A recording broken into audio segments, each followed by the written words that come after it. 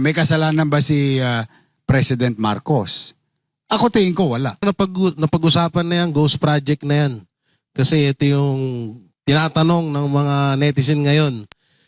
Naniniwala po ba kayo na mastermind nga talaga si Bongbong Marcos sa nakawan na nangyayari sa gobyerno? Ano yun chismis yun parang showbiz ang dating. Yung para sa akin, wala akong makita na itutusok papunta sa kanya. But generally, like for example, I'll put it sa akin na lamang. Sa akin na lamang. Halimbawa lang, isang department head ko. Tapos sa department head ko may bureau. May nangalawit. Katulad kahapon, may nag-text sa akin.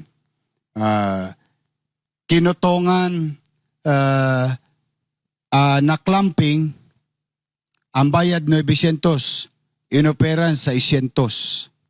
Walang resibo.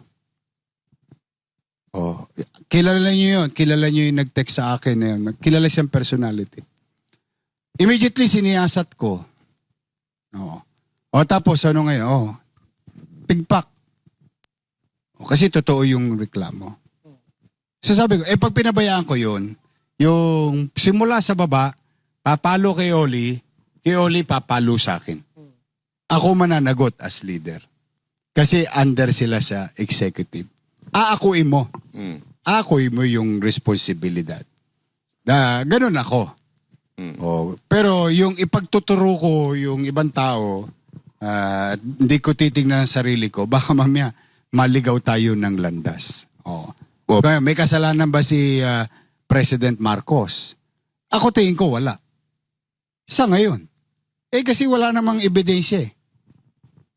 Ngayon, may kasalanan ba yung iba? Ay, nakita ko yung mga tinuro.